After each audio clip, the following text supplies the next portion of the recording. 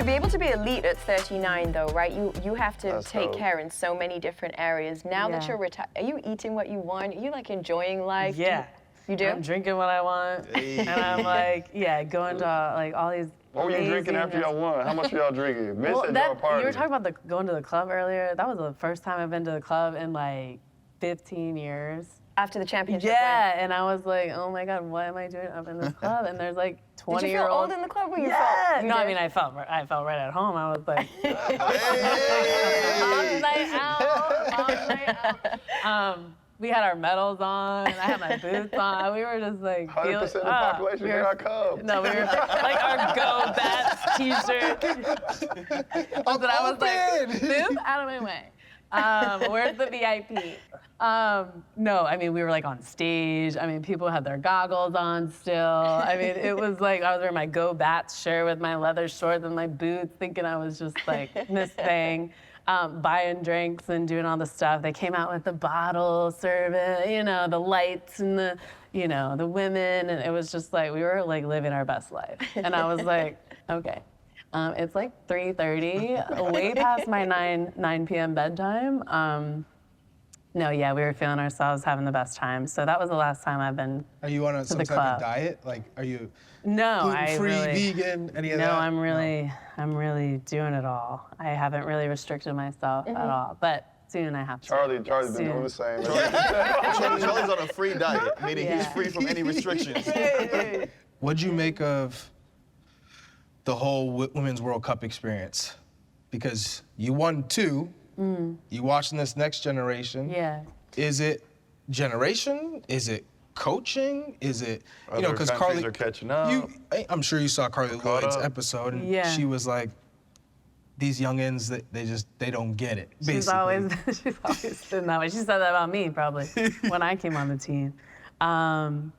I always want to support our young players. It's not better or worse, it's just different. You can't really compare it because everything in the environment changes. The culture, the mentality, the coaches, the players, the personnel, the formations. It's almost like your experience is obviously going to be very different. The mentality is going to be very different because people grow up in different environments and cultures, and it's like you can never compare. It's hard, yeah. Do I think we could have won? Of course. We have the best players in the world.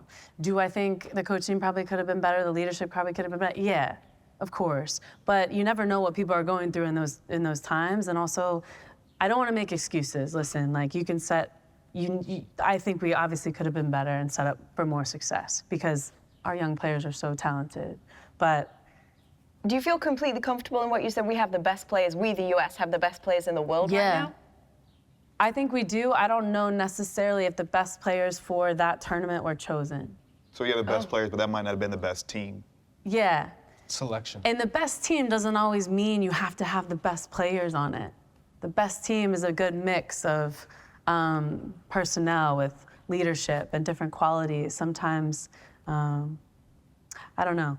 It's obviously that coaching position and choosing a team is probably the most difficult thing, and I can't put myself in those shoes because I've never been there and I never want to do that. Did you think that Emma Hayes was the right pick moving forward? I do. I think she's going to be amazing. I don't think she's going to take any shit from any of the players, and she's going to be like, listen, you got to prove yourself day in and day out, and if you don't, I'll just choose the next person that can. And I think all the entitlement might go out the window, and people are going to have to roll their sleeves up and show up and do the work because they're not going to have any room to not be the best. Is that the biggest quality that she's going to bring that's different than what was there previously? Like that fact that she can come in and have no fear, no qualms to say, nah, we're moving on from you? Yeah, I also think like watching the team, I don't know, I just watching it from just a fan, supporter perspective, I wasn't sure if we had an identity.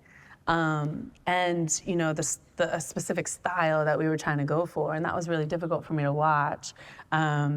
Because I knew it was there. I knew they just needed that leadership and that organization to bring it out of them.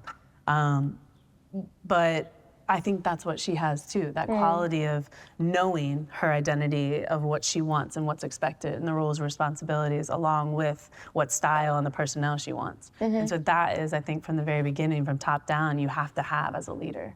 So you're super optimistic about the direction that the program's going, the young players that are coming through. Obviously, you're closer to that than we are, right? In terms of seeing the current status of the players, but then also the younger player pool that's coming up? Yeah, I am excited for the younger players. I do think the mentality is a lot different. You can't really compare once again, it's just different. And it's gonna take time. Through experience, that helps. Like, I was also not a pro when I first came onto the team, and I had to sit my butt right on that bench, and Pia was like, listen, watch, even if you are, you know, maybe your qualities are different than Mitts, that you still have to watch how she's a professional. Like, that's why she's out there, is because she's more of a pro, and you need to watch her and how she operates. And I was like, huh, okay. And I sat my ass right down, and I was like, you know, I'm like ready to go. But that's how it was. And I was like, listen, I'm all ears, and I'm like, you know, watching her move and watching her play and how she like just navigates in the camp. And I was like, okay, this is what I need to do to succeed. And that was also helpful. I don't think that's what it is now. Right. A lot of the younger players, they come in, they're like, I'm the best of the best. I was just the best in my club. I was just the best in my high school. I was just the best wherever I was on the youth national team. And now I'm here, and I'm like, I'm ready to start. It's like, no, that's not how it works. You have to have the experience and be put in situations in order to grow and get better. Because I hear that, right? And a part of it excites me. Yeah. Right? That these kids come in, these younger players come in, and they have that confidence already. Right. Because, as you said, normally that confidence comes from being humbled, and then you gain it from getting experience and having to like earn your stripes. Right.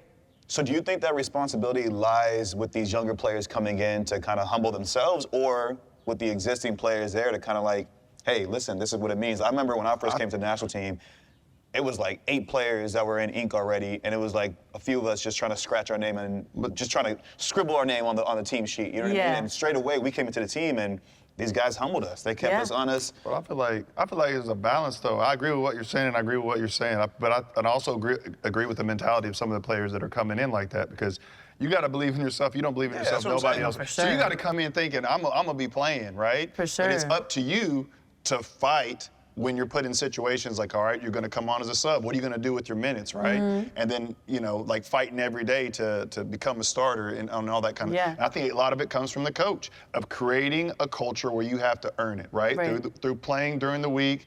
If you're performing, then you should be starting on the weekend and creating that type of atmosphere. But I think having that mentality of believing that you're the best, even though that you're a rookie coming in, but also you have to be humbled enough that when you have situations that you just don't let it be like, man, I quit, I'm done. I need to go to a new club. Be like, I'm gonna show them what's up. I'm gonna show them I'm getting to them. But I ask you that question because the U.S. women's national team has had a decorated history of success, right? Yeah. When, even in comparison to the men's national team, it's always been, the women are here, we're chasing, trying to get on that same international recognition. So I ask that question that way because I'm saying, do you feel like, a lot of people pointed out coaching, that it was Vlatko who dropped the ball and this and that, but I'm saying, when you talk about a culture, I agree that a coach kind of can institute a culture, but I also think there's a responsibility on the players to carry on that tradition. And I use the example of when I came in because I had veteran players who straight away were like, look, you think you're some cool kid who knows how to do X, Y, and Z, but this is what it means to be on the national team. And so